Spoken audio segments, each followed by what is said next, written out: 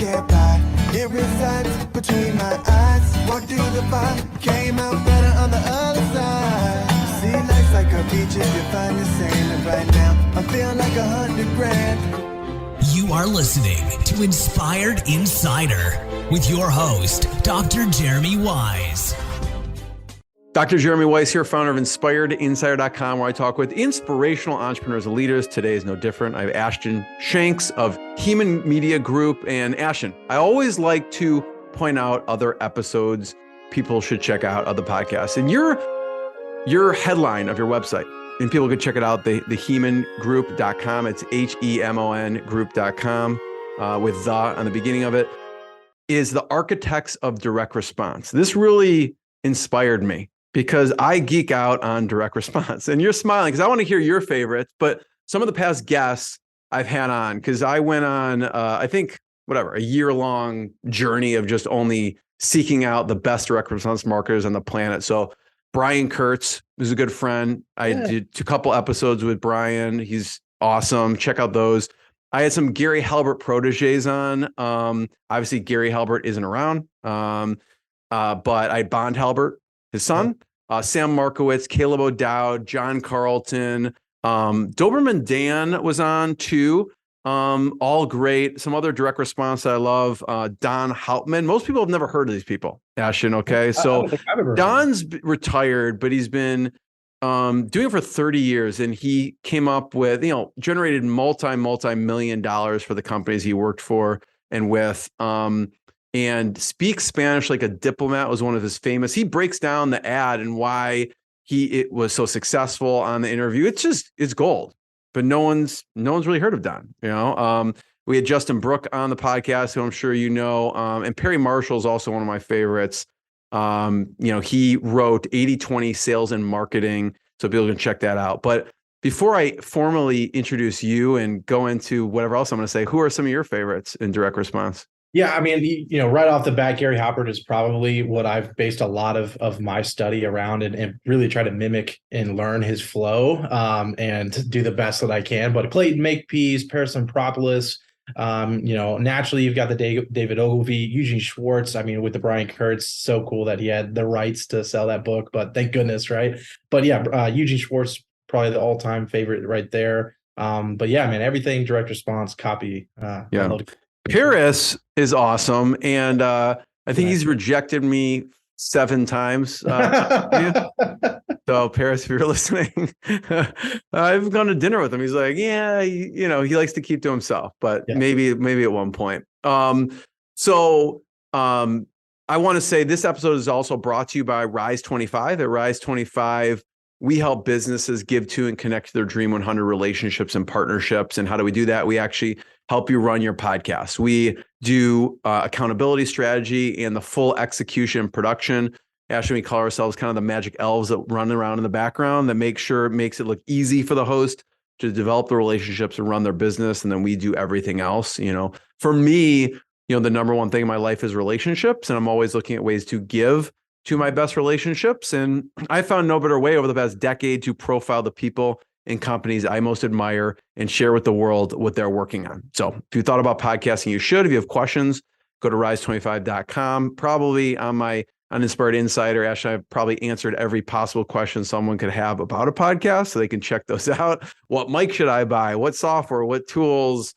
And every other question. So check them out. But I'm excited to introduce Ashton Shanks. He's the founder and CEO of the Hemon Media Group. And at the age of 24, he started one of the fastest growing direct response ad agencies in the United States, going from 0 to $11 million in under 3 years. That's unbelievable, Ashton. And this happened after managing over $100 million in advertising spend for companies like Google, Dell, ClickFunnels, Jay Shetty, Traffic and Funnels, and many, many more. And I don't know how accurate this is, Ashton, but I read that you developed the nickname, the Paid Traffic Savage.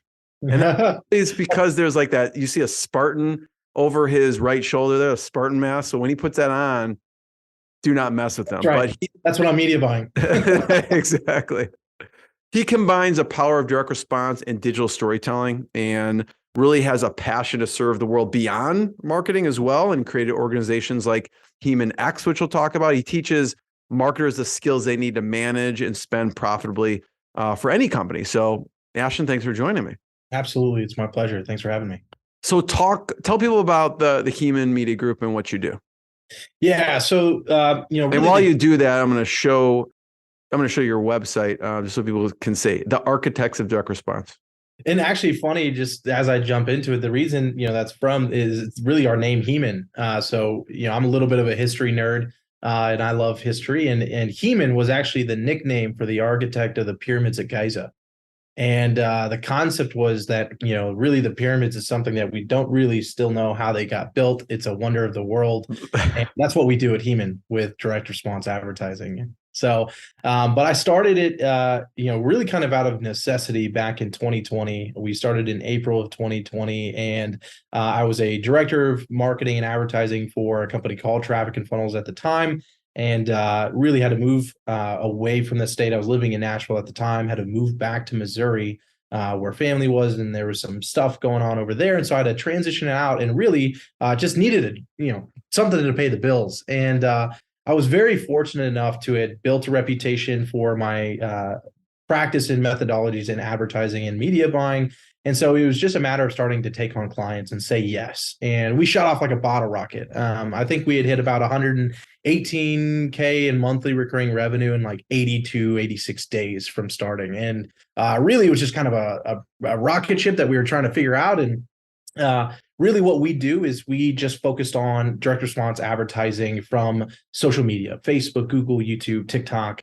And that's what we really started to do. And really, as we started to grow the company, we realized that our biggest constraint was hiring. It wasn't getting new clients. It was just hiring good team, people that I could trust to manage accounts with the same level of excellence that I had. When I started that, I probably made a mistake a lot of founders had, which was I just assumed I could pay for talent. If I pay people a lot of money, that's how I get the talented people that do the right work. And so I did that, and it completely backfired. It went went back into my face. And I realized that most advertisers and media buyers in the market today, especially if you look at the bigger agencies, which is where I was hiring from, they're trained to spend money really well. They're not great marketers. And so I had realized I needed to build a program that could train people into my methodologies, because I realized what was on the market, it just didn't exist. And so I built this little mini program that I had internally that I would hire someone, I would put them through my program, they would take my exams, and if they passed my exams, I would allow them to touch my client accounts. And eventually that started to do so well that other companies were asking me to consult for their teams, train their teams, but I didn't have time. And I was like, hey, I've got this thing that I created for my team. You could try it, see if it works for you. And it started to work really well. And so that eventually became what is our next company, HemonX, which now trains other in-house companies or marketers or business owners how to run media like I run media. And so that did really well. Then clients have started to do so well in it. Business owners would come in, learn the training. They would start growing their companies with the trainings. And then they would get to the point where, hey, I can't run media buying anymore. And I can't run advertising. I need to be a CEO. Could you guys just go find someone, train them like you trained me, and I'll hire them? And so then that started last year, beginning of last year, we started Hemon Staffing, which is essentially just, hey, you need a media buyer, you need a marketer. We will find them, we will vet them, we will train them for you. And so that's essentially what the Hemon Group is. It's a combination between our main company, the agency, and then HemonX, and then Hemon Staffing. Love it. There's so much to dig in there, Ashton, and I want to talk about some of the hiring mistakes. But before we get to that, I want to back up to Traffic and Funnels and what you did there, because people hear your story, right? 0 to 11 million in 3 years, and the reality is it wasn't an overnight success, right? You had built a reputation, you had sharpened your sword for many years before that. So talk about what you were doing at Traffic and Funnels. Yeah, ironically, I actually started at Traffic and Funnels as an unpaid intern. My background in marketing had started way when I was young. I fell into marketing when I was 16. But my start in Traffic and Funnels was as just an intern doing essentially anything that no one else wanted to do, because I had seen the company, I really liked the company, and I saw the results they provided for their clients, and I wanted to be around them. And so I essentially reached out when they had a free internship, was like, whatever you don't want to do, I'll do it.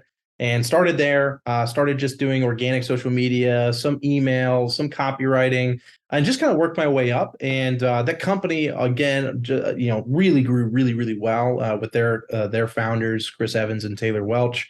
And I got to work right next to them for, around 3 years and got to learn so much. And really, I think when I started with them, they were doing anywhere from 250 to 280,000 a month. And over that time, when I had left, we were doing 1.3 to 1.5 million a month. And I personally was managing around $500,000 a month in ad spend. So I got a lot of experience there. What were some of the services that were offered at Traffic & Funnels? So they were essentially a consulting program for other entrepreneurs that, are either the solopreneurs or have a smaller team of less than 15. And you wanted to learn how to acquire clients through social media, through paid advertising. And so their program, I believe, was around 10 to 15 weeks. And they would train you on all of the fundamentals or core infrastructure that you need when it comes to servicing clients, how to charge the right prices, sales, how to do organic marketing, how to really build out your program structures. And then a lot of it, I think the big thing that people really loved was the mindset and community aspect of it. Taylor is a very prolific thinker and is incredible at training others how to lock in the right mindset, which, as you know, is most of the work. It's just mindset, having the right mindset for growth. What's some of the lessons you learned from Chris Evans and Taylor? So many lessons. I think, a lot of it was the true grit, the ability to develop self-awareness on how I think about problems, how I think about challenges when they come my way. Productivity was a big side of it. In fact, it's Taylor's productivity guide is something I still use exactly. He trained it to me. And that was, over 5 years ago, something I do every day now. But starting with needle movers, working backwards. But I think a lot of, they were a very high growth, but high expectation, high standards of excellence company. And because I worked so closely to them, that meant even more so for me.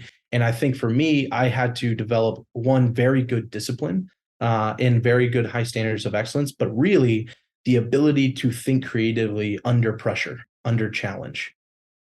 So if you're watching the video, Ashton actually, within hand's reach, grabbed something and held it up. And so it must be pretty important.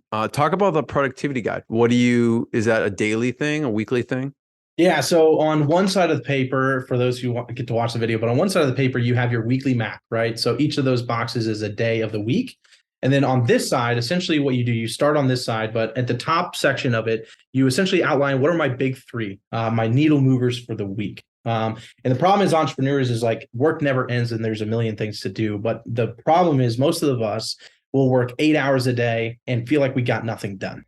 And the big thing there is just focusing in on what are those big three needle movers. And then there's underneath that is the section called radar, which is that area to brain dump all of the things you should do or would be nice to do, or you should probably check on, but are not a focus for you. And the goal is to remove all of that stuff from your brain, focus on the big three needle movers. And then on your daily map, you essentially make the big three for each day. And each of those big three only can go after completing the big three that you've set for the week, right? So it's just reverse engineering. What are the things that are going to move your company forward? And then focusing those into only 3 to 4 max things that you do a day. Yeah. And we will, I promise, get into mistakes in hiring because you've learned a lot from that. But I do want to talk about 80 million and what that means. Because that's also, you cut your teeth even before Traffic & Funnels. Before that, what is 80 million? What's the context for that? 80 million. The refunds. 80 million refunds. Oh, the 80 million in counterfeits. Yes, counterfeits. Yeah, 80 million sorry. counterfeit sales. So when I was 16, when I was 16, I started working at this company called Flash Technologies. And so essentially this lady, she sold cell phone parts out of her garage. Right. And one of my buddies worked for her and asked me to come help them out. And I guess they liked the work I did. And so they offered me a job. And for me at the time, it was just sweet, I get to go work with one of my best friends after school and help package up orders in the garage, play some music. It was great. And so anyway, that company started to grow pretty fast. When I started working for them, they did about $200K a year. Not bad for a garage business, but they sold cell phone parts on eBay. And so as the company started to grow, a few months later, we moved into a storefront. And I just kind of started, anything that they needed help with. And whether that was packaging orders or starting to do some logistics for ordering parts in from China, because that's how they got the parts. They had a business partner that lived in China. He would buy parts from the Samsung and Apple factories, and then he would send them to the US, and then we would sell them on eBay. And so eventually they got to the point where they're, hey, we should start a marketing department. Ashton, you've been here the longest. Do you want to be our marketing director? And at the time, I had no idea what marketing was, but director sounded awesome in my title. And so I said yes. And I went to Barnes & Noble that day, and I picked up 2 books, Jab, Jab, Right Hook by Gary Vaynerchuk, and then Marketing for Dummies. And those were my first 2 books into marketing. And I got to experience so much of that company. We grew really, really fast. Long story short, after about 3 years of working there as their marketing director, we were doing about $3.2 million a month in revenue. And we were shipping out of this warehouse. We had moved into a bigger warehouse, doing about 1,000 plus orders a day. We literally had semi trucks coming up to our warehouse every day to load our orders in. And anyway, 2 years after I left, I moved on to another company to try to spread my wings as another marketing director. But anyway, I found out that they actually got raided by the FBI. And if you look up Flash Technologies, Springfield, Missouri, you'll see an article probably from Homeland Defense or Department of Justice saying, 60-plus-year-old woman out of Nixa arrested for $80 million in counterfeit sales. So it's technically my first case study I've ever had. And it's the most legit. You don't want to publicize it. It's probably one I just don't talk about much, but a 16-year-old kid helping grow this company in e-commerce. But that's where I learned a lot about marketing and commerce. And yeah. I'm surprised, Ashton, after, researching and looking into that you didn't go into e-commerce. I think at the time, I didn't understand it because, at that time in my life, I never wanted to be a business owner or an entrepreneur. I wanted to be a pastor. And so I always had the behavior of anything I was doing, I wanted to be the best at. And so at that time, even while I was working there, I was getting paid $28,000 a year, which is nothing for what I was doing. But you were how old were you at the time? Kid, yeah, that's a lot. This is awesome. I forgot how much you made, like nothing. So that's a lot. Yeah. For that age. Yeah. So then what happened? At what point did you decide not to be a pastor? This would have been maybe 2017 or 2016. What was the reason? So essentially no opportunities were coming there and business opportunities kept coming. When I had first turned 18, I moved to New Orleans and helped plant a church in New Orleans and acted as their creative director. And then I moved to Seattle and I helped part of another church plant there. And then I was going to go to school for going into ministry and theology. And a little bit before classes started, there were some family issues that happened that caused me to really need to be able to provide more money. And so I had to drop out. And that's when I was working at Verizon Sales at the time for just work, but then started to see this whole online world and started to actually see a buddy of mine started to do really well. And I knew him in high school. And I was like, man, he's doing stuff that I used to do at these other companies I worked at. He's making how much money? Oh, I can do that. And so thus began the journey. So I want to get into the mindset of an unpaid intern. Okay. Because you want to make money, but like, what was your mindset like at the time because at that point you have the skills, you've already proven it at this e-commerce company, but something drew you to taking this unpaid internship.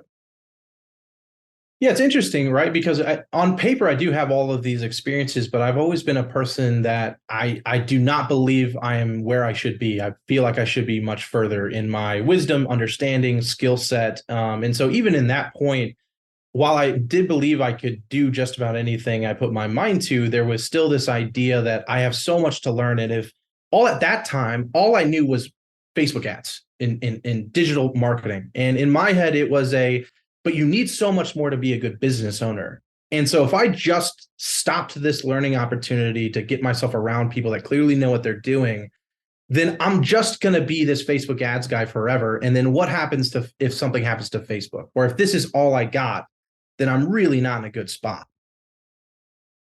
Yeah, that makes sense. No, I appreciate that. I love that. Mistakes on hiring, right? So this is I don't know, hashtag agency life. We were talking before we hit record, and there's a lot of HR and hiring involved, right? As you grow, you have to keep hiring. So talk about some of the mistakes in hiring. You mentioned one before, which is just expecting you can just pay a lot, which is not a bad thing. I mean, there's truth to that though, what are some of the mistakes you've made along the way? I think, especially on what I've realized, right? Like when it comes to hiring and paying for talent, to a certain extent you can, but what you get to do when you pay for something is you pay for expectations, right? And so you don't really necessarily get paid for talent. You get paid for the ability to expect a certain amount. But for us, I think, our mistakes, obviously, the first one is not doing a clean enough vetting process for people. Especially when you get into the marketing game or any high performance, fast growth game, like people who work with startup level companies who are not looking for just corporate, they are typically smarter. I hate to say it, but they are typically more ingenuitive. They're more innovative. And so you can get a lot more fancy talk when you get into that realm. And so doing more vetting on and being not afraid to vet people or to ask harder questions. I think sometimes as founders, we can almost treat interviews like a sales call where we're trying to sell our company and our opportunity, especially when we're talking to someone we think could do really well. We start selling, and when we do that, we make mistakes. We don't dig deep enough or ask the right questions. So I think that's probably one big mistake. I think another one is, when you're young, you have to, a lot of times you kind of hire on potential because you can't afford the people that have the experience. But as you get bigger, I wish I would have started changing that decision-making process a lot sooner to where it's like, you need to start hiring on experience. You need people who are further than you. Because for any startup, and even in our own company, what you find quickly is that as the founder, you're the biggest bottleneck of the company. And you'll always be the biggest bottleneck until you start hiring people that have been further than you and know more than you in certain areas. And so lowering that ego, but also realizing that at some point you have to do that or else you will bottleneck your company. Those are just few. Well, I love that. That's fantastic. I love what you said there about hiring experience, not necessarily on potential. Yeah. And you flip that switch. What are some of the hard questions that you like to ask or you've heard other people ask that would be good in the interview? So walk me through the last 3 projects that you worked on. What were they? What were the goals? How did you do? And getting those specific. And then more importantly here is calling the references they gave you and checking on that. Because they can tell you all the things in the world and almost all of them will tell you it blew it out of the water. We got a 20x ROAS and it did incredible. But actually being able to vet that is a really big one. I also really love to know, what are they studying right now? What books are they reading right now? And if they're in the advertising space, most likely I know that book and have read that book or know the author. And so then starting to be able to dive deeper and see if they're actually telling you the truth. But those are really, really big ones. I think also asking like, okay, one thing, if I didn't pay you in money, how would you be paid at this company? Like if you weren't getting compensated monetarily. I would say protein bars personally. Protein bars, correct. Yeah, awesome. Exactly. Gains. But yeah, figuring out what drives them, but then also, even the reverse side of it going, what about our company or our culture would make this a deal killer for you? Putting that flip side on it before they know much about how you guys operate, and then seeing what they say to see if it could be a potential issue in the future. Are there any resources that you recommend that you studied or looked at when it came to hiring? So there's a fantastic book, The Great CEO Within. I forget the author's name, but The Great CEO Within has a fantastic, almost step-by-step, the entire interview process, the vetting processes, and it covers more than just hiring, but that's a big section inside of the book. That's a fantastic one that I would encourage everyone to read. I'll have to look it up really quickly. Is it the one that is The Great Matt Mockery? I'm not sure if that's how you pronounce it. The Great CEO Within. Yep, I believe that. The Tactical Guide to Company Building. Is that Yes. the right one? Okay, cool. Yeah, that's interesting. There's another one that I like, Top Grading. And they have a great podcast, Talent Wins. Chris Merceau is the CEO. And I think the person who wrote Top Grading, I think his son wrote another book, and I'm blanking on the name of it, but some people have mentioned that on the podcast as well. But so check those out. Talk about Shop Nova for a second and what you did with them. Yeah. So on our staffing side, it's always really cool to kind of see not only when a company comes to us and sees that, obviously we're providing a service that fills their gap. They came to us for staffing. They had some really times where their business wasn't looking great, and they knew they needed some more marketer to come into the company as a marketing director, essentially, to be able to turn things around. And so they had come to us on the staffing side. We essentially equipped and staffed them with the marketing director, who over the next 60 days essentially completely turned around the business. And they actually came back then to hire 3 more media buyers because they were growing so much, because they needed to grow out the team underneath that director that they had. So that was just a really cool one that we had on the staffing side of our company. I love it. I want to talk about the paid ads, paid media. Okay. Yeah. Talk about YouTube ads. Yeah. So, I mean, YouTube right now, I love where YouTube is headed, but I also think for many businesses, it's one of the harder nuts to crack inside of their business for getting their YouTube ads fixed. But I also believe that the ones who can figure out how to get it to crack, it's the strongest platform to be on. Our company, and I think most businesses even across the board right now, still the majority of their spend is on Facebook. There are some that are spending majority on Google, but by and large, most people are still spending all their money on Facebook. Even if they like TikTok or YouTube, they're still spending most of it there. And so, but YouTube as a platform itself, not even just from an ads perspective, but even organic side, their data is just so rich and their algorithm is just so strong that I really do believe that, businesses need to be doing it as much as possible, especially when every single year, the amount of people that focus more on platform-based content rather than television, cable, all that stuff, it's all platform-based now. And the more you can be where the people are is always how you do better. And so, yeah, it's one of my favorite platforms to see right now. You said it's tough to crack. Yeah.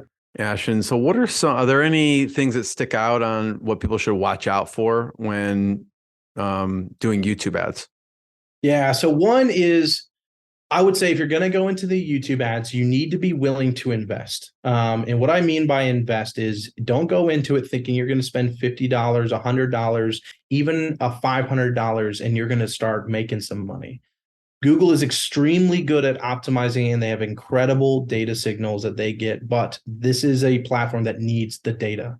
Really, I've seen that it takes people about anywhere from 500 to 1,000 conversions to be able to start really seeing good optimization that's steady and scalable. And so when you think about that, then you go into it going, okay, well, if I'm expecting to do $10 a lead or $20 a lead, great. Times that by 500, and that is your baseline investment just to see if the platform will give it a shot. And that's why you find that people are gravitating towards Facebook, because it's just quicker and easier at this point. Yeah, it's so easy. It's most of the time very quick feedback loops. Since iOS 14 and data attribution loss, it's taken longer. If people are being wiser about it, you need to give it a little bit more time and actually optimize. But even then, you're looking at 3 days, 4 days, and you're going to know whether or not that thing's going to work. When we think of agencies and we mention, that your fast trajectory, but you had a lot of experience beforehand, and you also had a community where you were helping people. Talk about what you did with one of your first clients. They were in manufacturing. Yeah. So they came into me. They actually had seen, the owner had seen my transition post, essentially, that I was leaving traffic and funnels, and they had reached out. And they owned a decor manufacturing company, and they were doing really, really well. They had grown really well. They had a 100,000 square foot warehouse, dozens of employees, and they're doing incredible things. And so anyway, when I came in, if anyone was in e-commerce back in 2020, you already know it was an incredible time. It was the gold rush. Everyone was making money in e-commerce in 2020. And this company was no different. When I came in, we had unlocked essentially this free plus shipping style funnel we wanted to pivot, targeting medical people, teachers, everyone essentially that was affected by COVID. And so we started creating promotions, directing it towards those people, because our question was, who right now still has jobs? Well, it's first responders, it's medical staff, These people have jobs. And so let's create promotions for these companies and those types of demographics. And so we did that and it exploded. I mean, we were spending anywhere from $40,000 to $60,000 a day in advertising. And we were doing really CPAs, cost to acquire customers. At 100,000 customers a month, we were acquiring them about $3.54. Just unreal. And what they had to do, ultimately, the company had to hire 40 people. They bought another warehouse and they started 24/7 shifts at the warehouse just to keep up with the demand. And I believe even from that, even the city started to show appreciation because they were picking up and hiring people that were getting let off because of COVID. So it was a really cool experience to see. You talk about, Ashton, the importance of your customer client avatar, right? And you just said, like, you started with that, with this conversation, which is you were looking at one, who still has jobs, right? So they can pay, like teachers, first responders.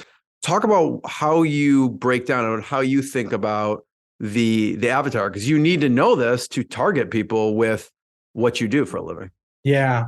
And it really kind of comes down to what you're selling as far as how deep do you need to go, right? Because when it comes to commodities, there's not a huge need to know your market as deep. You kind of need to know where they are, what's their general income range, and what maybe political opinions do they have so that you make sure you don't piss people off, right? We saw that with Bud Light, right? And so first, that's kind of that thing. But when the ticket price gets to be more expensive and really what you're selling becomes less about the utility of what you're selling and more about the identity someone must have in order to buy it, AKA a Ferrari, right? You don't buy a Ferrari because you want to go A to B or you want a safe family vehicle. You buy it because of what it says about you as a person, right?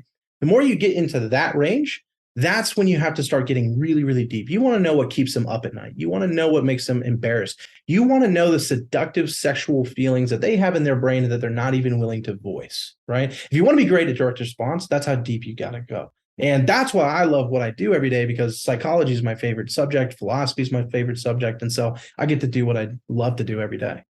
I'm not sure if you remember, if you can't know or recall, but Paris talks in depth about some of this stuff, and I can't remember all of it. I'd have to look at my notes from when I've heard him talk. But is there anything else on a deeper level that when you think of kind of those, embarrassing things or anything you remember from Paris or one of the other direct response marketers as far as getting into the mind of your customer or client?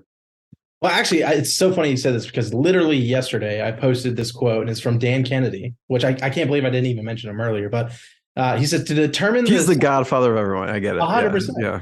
He says to determine the psychographics of your target market, ask yourself what keeps them awake at night, staring at the ceiling, unable to fall asleep as it relates to your product or service.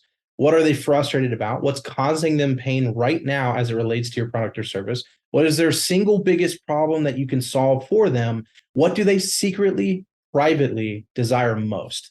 And that's what he says to really give you a good starting point of going, who is my market and how do I talk to them? I always say that realistically, marketing is the game of you pretend that you're on one side and your market is over here. And all you're doing is sending little messages to them, little love notes saying, is this how you feel? And it's the company or the marketer that can best answer that question of, is this how you feel? That's the company that actually wins. Yeah.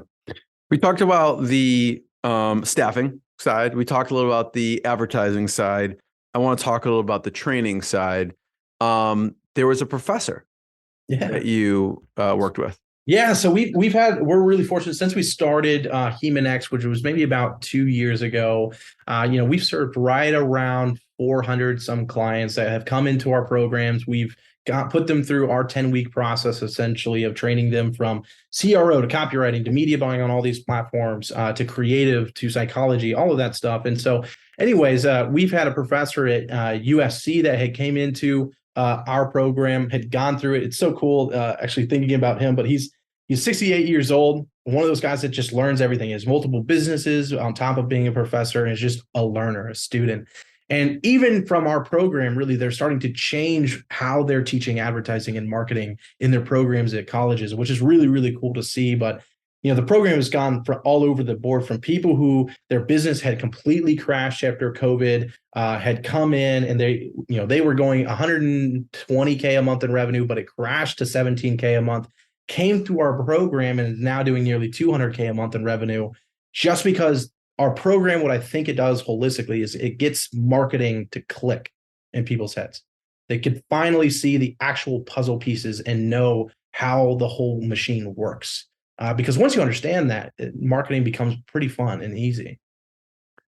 And so, Ashton, can people find that training?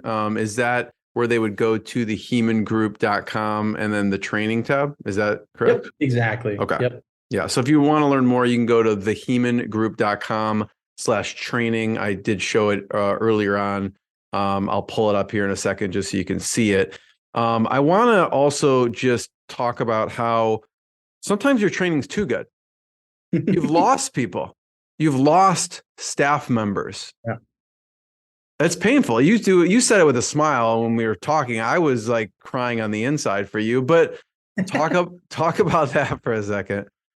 Yeah, I mean, sometimes, when we've had staff members, and I think one of the coolest things as being an owner, a business owner, is that sometimes we can fall into that trap that we think our team is ours, right? Or like we just don't want change, and we try to hold on to everything that we have because as a business owner, a lot of times we're just trying to hold the business together, right? And so you can have team grow and learn and develop. And so, even recently we had our director of client operations who had really been with us since nearly the beginning of our company.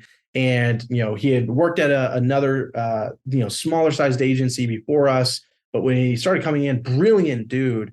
But he started coming in, he's trained with us, and he's really, it turned into an incredible, not only marketer, but a leader.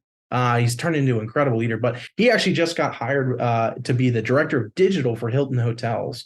And it's so sad when you see a vital element in your organization leave, but it's also really cool when you get to see that person is moving on to a bigger and better project, that their life is now progressing, that their life is better from your company. And so I think it's something we're really proud of. It's proud of too, especially if they bring the Hemon Group in to run those ads. Yeah, that's not so bad either. No, hopefully they make them a client. Bring me over. Exactly.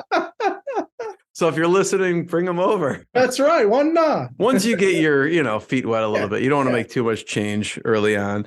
With the staffing side, Ashton, we are talking also about employee expectations, and you've probably seen a lot in this realm. Just speak to that. Employee expectation. Yeah, I think in the time that we are now, you have a very interesting influx, but the staffing expectation or the people expectation is people are wanting to get paid more and more and more for the work that they do. I don't know why, but that's just kind of what we're seeing, is that people's expectations of not only I want to get paid this amount, but now I also want to be hybrid. I want to work from home 3 days a week now, and now I also want benefits. And the expectation on the employee side, we see pretty consistently rising, not even just in our industry, but in all industries across the board. That's what we're seeing. Really interesting. And what about, as a CEO, you're constantly having to learn and practice leadership development and develop other leaders in the organization. What are you doing for yourself and for the people in your company in that regards? Yeah, so really it's on two sides. So on my side, the discipline of it is extremely important. So right now I read a minimum of 45 minutes a day. I journal realistically probably about 3 days a week. I'd say normally I'd like to say I get to journal every day, but really it's about 3 days a week. And what I really do is what a practice I learned from the book The Road Less Stupid by Keith Cunningham, but called Time to Think. Essentially. But essentially having that undistracted time to really work through your biggest problems or the things that you're really thinking about or meditating on. But personal development has been a huge aspect of our company at Hemon. It's a big culture value that we have here, that we're all forever students. And so, with me, it's communication with my board of directors. So we meet once a week, but what we emphasize on is even this productivity stuff I showed you. a part of the onboarding that we give everyone at our company is training them on that exact system, and they're expected to do it.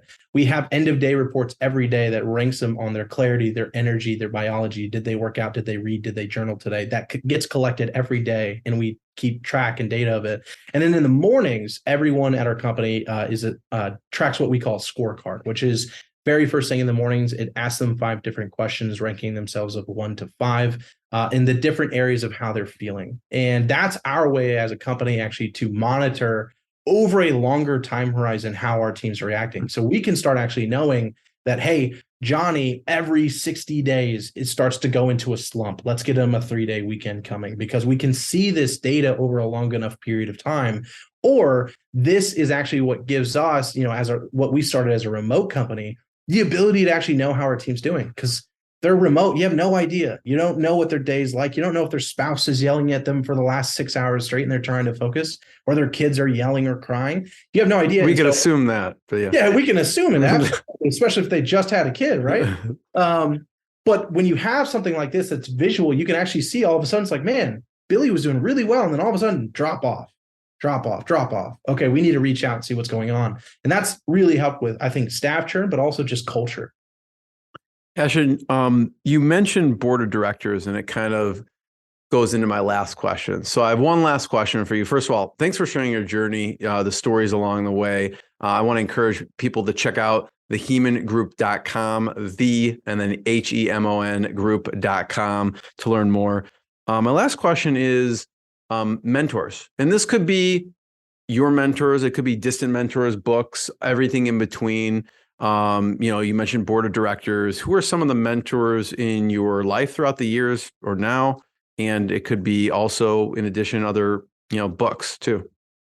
So I think, in my personal life, I would say Taylor Welch has definitely been a really big mentor of mine, and Chris Evans, of course. They were both really great mentors of mine, and I learned so much from them. And Taylor, him and I talk still quite often. And are able, now just more as peers and friends, which is really cool to kind of see that transition. But I also would say one of my best friends, Eddie Malouf, he owns an agency for media out of Atlanta. They're incredible.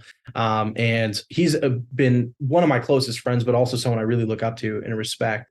When it comes to books, though, there's quite a few. I have to say one of my first books ever into this whole world of being able to be an entrepreneur and create your own future, Tim Grover's book, Relentless, was one that, man, I'd read books in the past, but that one connected to me in a different way that no book had really ever have. I felt really understood. And his next book, Winning, made me cry like 3 times, which was super weird to cry in that book. But I love those books. So I feel like, to me, in a sense, he was a mentor. I think Ray Dalio's book, Principles, is a lot of what we tried to build our company and infrastructure off of. And I would consider him one for me anyway, just because I've read that book. I mean, at least by this point, maybe 9 or 10 times over the last 3 years. And I've really, really enjoyed it. Ashton, thank you so much. Everyone check out more episodes of the podcast. Check out thehemongroup.com, and we'll see you next time. Thanks, Ashton. Cheers. What I got, you can't buy. It resides between my eyes. Walked through the fire, came out better on the other side. See, life's like a beach if you find the sailing right now. I'm feeling like $100 grand.